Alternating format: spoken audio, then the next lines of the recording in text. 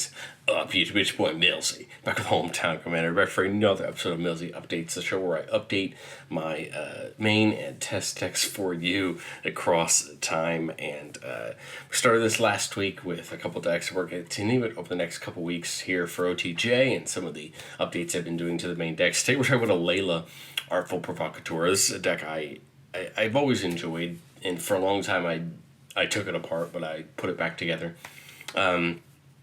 It's a deck that I think takes everything I want an Esper deck to do. It cares about artifacts and enchantments, specifically the enchantments I really enjoy, and kind of throws them together and awards you for it. Of course, I'm well known in my playgroup for being a token deck player, and of course Alela makes tokens, which is what drew me, of course, the most to it. But I think Alela excels at a lot of things, and that's why I built the deck. So, flying, Death Touch, Lifelink, other creatures you control flying get +1/+0. So we're going to buff all these flying tokens we're trying to create. And then whenever you cast an artifact or enchantment spell, you make a 1/1 fairy. The secret layer printing of Phoebe Wall data is up on the screen because I actually just got that secret layer not a bit ago. So obviously that was one of the updates I made to the deck. I think it looks pretty cool. But let's talk about Alela, kind of what the deck wants to do. We're going to make tokens. We have a lot of abilities that either make tokens while Alela's out, or affect how we make the tokens, or what we benefit from them. We get some ways to draw some cards. We got ways to buff up our fairies, make them bigger, and then a few pieces to kind of end the game via combat. Because at the end of the day, that's what we're going to try to do. As far as making tokens go, a lot of our pieces either make tokens themselves or interact with Alela and make tokens. Obira is a fun kind of creature for the deck. As another fairy comes in, each opponent loses a life. This just allows us to chip away at our opponents as we're making those tokens. Heraldic Banner makes you a token on cast, of course, with Alela, but we pick a color, and creatures that chosen over get +1/+0. We're going to more than always select blue here with Heraldic Banner because the fairies that she makes off of her ability are blue, so we want to pick blue. Most of the flyers that we make in the deck are blue, but I can tap for a mana. Wand of Orcus is a fun one I've added to the deck.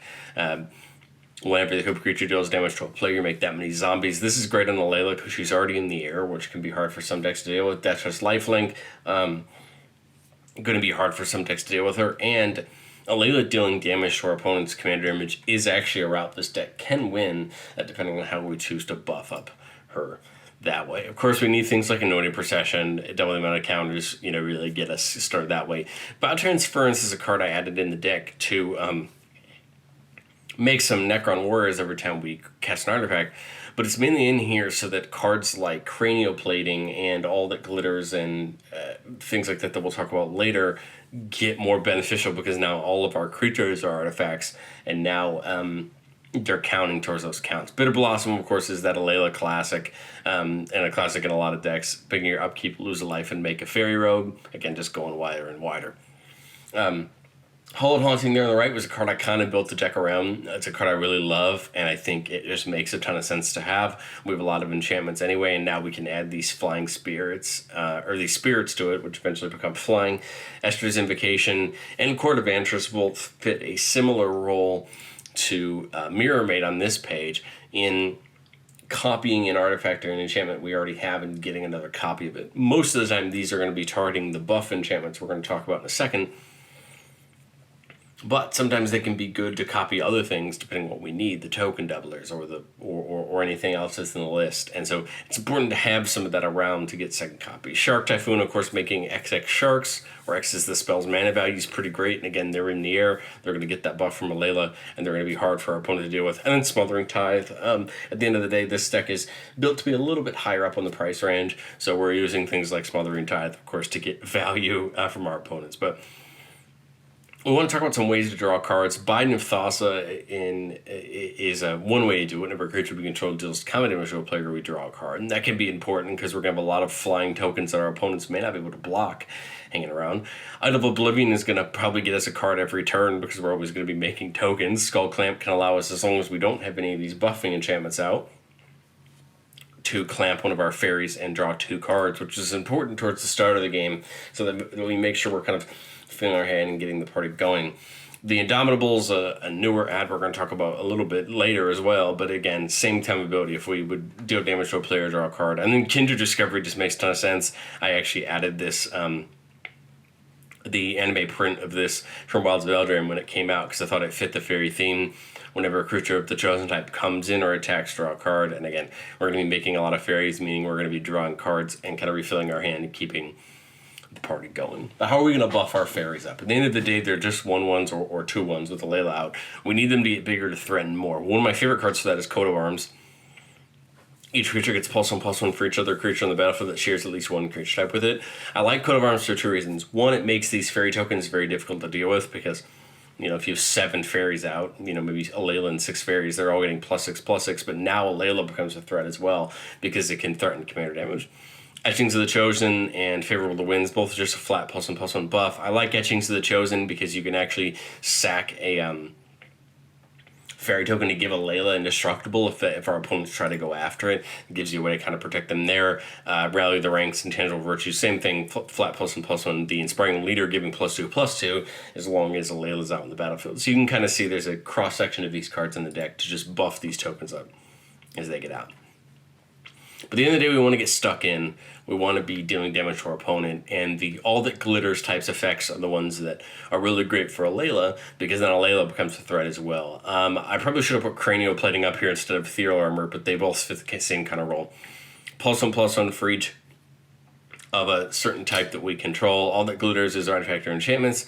Ethereal Armor is enchantments. Cranial Plating is artifacts. So again, all of these ways to just specifically bump Alela up, because remember, she gains life back and just threaten our opponents. And then Legion Loyalty is a card that is a non-bow with Alela being legendary, but it makes all of our tokens way better, especially when we start to deal with things like Coat of Arms, and if we can get these out when we have things like Bow Transference out, or cards that care about the amount of creatures we control. This is going to get really good. This is also going to give us Kindred Discovery triggers and things like that. It'll give us more Indomitable and Biden of Thassa triggers. But again, what happens most of the time is, let's say all of our fairies are 4/3s and we have 8 of them.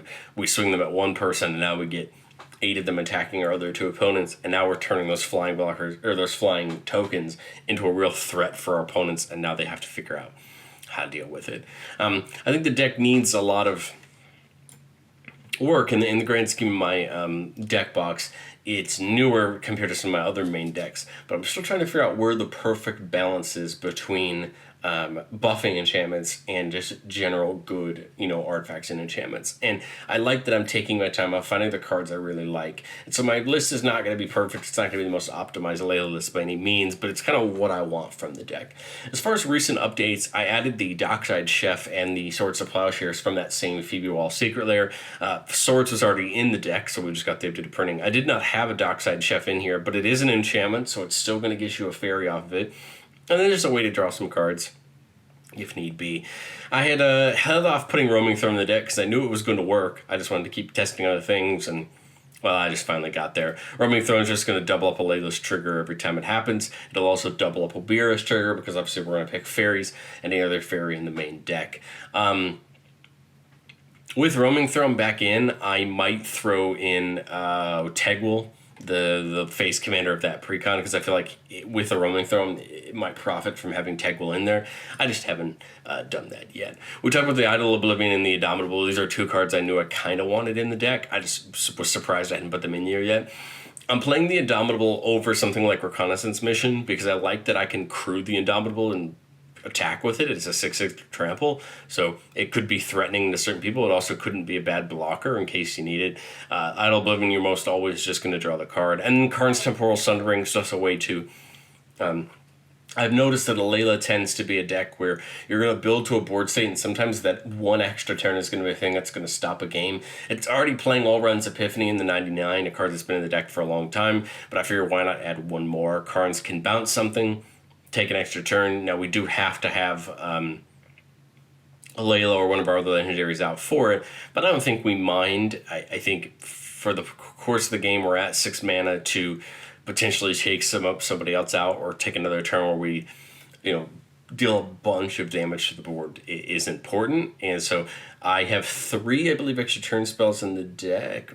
2. I think it's just Allruns and Karns now. And I don't want to go too many, but I think it's enough in the right situations to make sure we're pushing through for that. But like I say in every episode of Millsy Brews, and the sentiment's still here. No deck is ever done. I never feel like a deck is ever done. I always want to learn more and push the deck more and see where I can improve.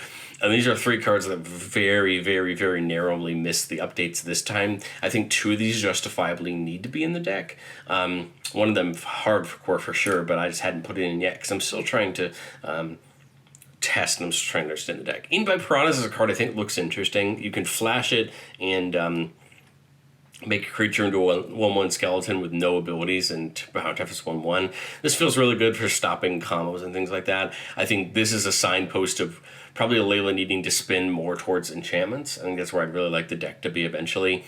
I'm not playing like the Darksteel Mutations or the Oubliettes. I really think I should be playing. I am playing Imprisoned in the Moon, but I feel like I can get more into that. It's probably something that I need to be thinking. The Frogifies, those type of things might be fun to play as a removal to kind of push us more towards enchantments, get more of that benefit from it.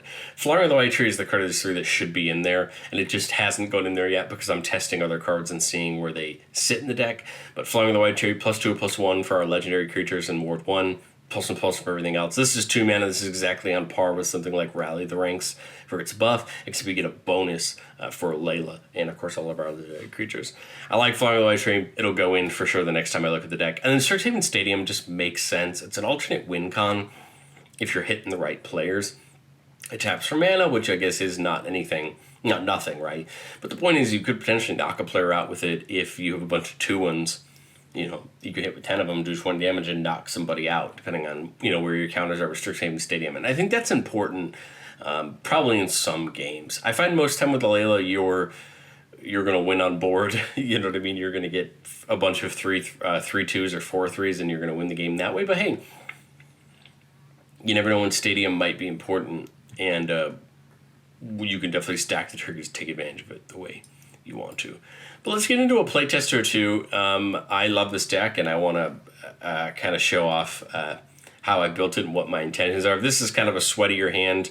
We see a fetch land here. We see Zur the Enchanter, Post the Enchanter. In the deck, it's here just as another way. But we have a 2-lander with a Heraldic Banner and a Talisman of Dominance. It's going to get us up into Alela, I'm sure, for sure. I would crack that Marsh Flats. This is one of the decks that I have that has fetch lands in it. Not all of my decks have the fetches, but Alela does because the deck does carry a little bit extra of a price tag to it. I was able to find some of the fancier looking Secret Lair talismans and signets and things like that. Turn 2, I think we get the Wastes down and get the Talisman of Dominance down. Again, we don't mind playing a couple artifacts and enchantments before Alela comes down, but we definitely want to be taking advantage of them once she does. And then turn 3, Deserted Beach, and I would just slam straight into Alela at this point. Alela is one of those cards we want to get out ASAP because now everything we play after this is now going to generate us a fairy token, and that's important. So this is a turn 4. My gut almost tells me we go Heraldic Banner into Inspiring Leader just to set up for the next turn. So we would go Heraldic Banner calling blue. That would make us a fairy. And then I would play Inspiring Leader, getting another fairy. And so now these fairies are 4/3s because of Alela's ability plus that +2/+2. And so now they're great blockers. Alela is now only a 2/3, but we take an attack here. We have no reason not to chip in for some damage. Alela will be a 3/3. I apologize because of the Heraldic Banner. And hey, that's okay. And now we just focus on, again, continuing to go wide and getting in our opponent's 6 mana. I love Zur. Zur's a great card to start getting set up because we can go look for all of those buffing enchantments now. I could also see the world where we just get a Wand of Orcus down and get it attached, so we can start making tokens to block with. I could see the thought of playing Swift Boots as well, but I think I'd probably just play Zur and then get the Swift Boots down here. This gets me another fairy. Of course, that can attack this turn, but that's okay. Swiftfoot we can't equip yet, but that's perfectly fine. The point is we got it down, and it got us the fairy. Now we have 2 4/3s in the air, that 3/3 later to start attacking in, and now next turn we can start attacking in with Zur. We'll go one more turn. We see the Mox Opal, and this is where it starts to show some of the budget to the deck, right? This is the fancy Mox Opal. We play that for free, right? Getting a fairy. We'll just mark here that this fairy came in this turn. We have Deadly Rollick up now for free in case we need it. I would probably just play the Wand of Orcus here, making another fairy, and then I would attach the Wand of Orcus to Alela. Again, now we can be making zombies when we hit our opponents, and just go swinging here on attack, because Zer's ability is on attack. I think I would happily do it. And I would want to go find something that ideally could buff my entire board. But obviously, we want to find something that's beneficial. We could ideally get something like Michiko's to really just buff up Alela. But I think I would just happily go get a All That Glitters or Ethereal Armor and just attach it to Alela here, because now we can make more of those zombies on the ground. It just says 3 or less put on the battlefield. It comes in attached to Alela. Alela is now a 1, 2, 3, 4, 5, 6, 7. So she's now a what? 10-10? Because of all the glitters, now we're doming somebody for 10, probably making 10 zombies unless they have a blocker, and threatening to now knock people out in commander damage. Now we have those zombies hanging around. They're now 4/4s because of Inspiring Leader. And now you can see that it's not just us killing people with the fairies in the air. It's also some other things that we can make. Getting our second hand, we have a 3-lander with a Talisman, a Signet, and Hard Hunting, and Smothering Tithe. Turn 1, just get that Mistvault Bridge tapped. I'm playing the bridges because they are artifacts, so they do count for those particular cards, like All That Glitters that care about them. Turn 2, we'll probably put on the Morphic Pool, because again, at the moment we know that we know that we have 2 or more opponents, at least in a standard commander game. Get on the Signet. Turn 3, we don't have a Swamp yet for Lochthwain, so the question here becomes: do we slam the Sea of Clouds and get Alela down, or do we take the turn off and put something else down? I see no reason not to just get Sea of Clouds, and again, we want to get Alela down as soon as possible. People normally don't have this much removal on turn 3. We'll almost always get a turn with Alela down. Here, we're going to have to put Lochthwain in tap. We don't have a Swan, but that's okay. I like the idea of going 3 in for a Heraldic Banner here. Again, calling blue, getting that fairy, and then use the 2 for the Talisman, right? Now we're getting more mana available to us, another fairy. Now Alela can just, go attacking here. But again, now we've got a great amount of mana set up and ready to go. This turn we we see a Bident of Thassa, which is great. 7 mana at the moment. I like the idea of getting Smothering Tithe down. I like the idea of getting Hallowed Haunting down. I mean, probably the most brutal play is Tithe into Estrid's Convocation, or Invocation, targeting Smothering Tithe, basically making sure that we have 2 of them now. This is probably just going to swamp our opponents at this point, because now they got to pay 4 every time they draw a card to prevent us from getting both the treasures. Asteroids lets us on each of our upkeeps choose to blink it and have it come back in as a copy of another enchantment. But again, the point is we rack up the treasures, and then next turn we just probably can All That Glitters Alela and push in for a big hit on an opponent. So this is the other threat that Alela has, which is just hit you out of nowhere with those All That Glitters style effects to really hurt you. But yeah, let me know what you guys think of Alela down in the comments below. I'm still working on it. I think there's a lot of things that need to be streamlined with Alela, but I'm really enjoying the cards that I'm getting to try and the things that I'm still determining with it. And it's a deck that I'm excited to keep trying out going forward. This has kind of become I think will probably become a more enchantment-heavy deck and be one that I get to try out all the fun new, Esper enchantments in and get to enjoy myself. And it'll probably end up getting a little bit more sweaty over time, especially since it already is a little bit. But it's a deck I enjoy. I'd love to hear your opinion down in the comment section below, and we'll catch you guys next time.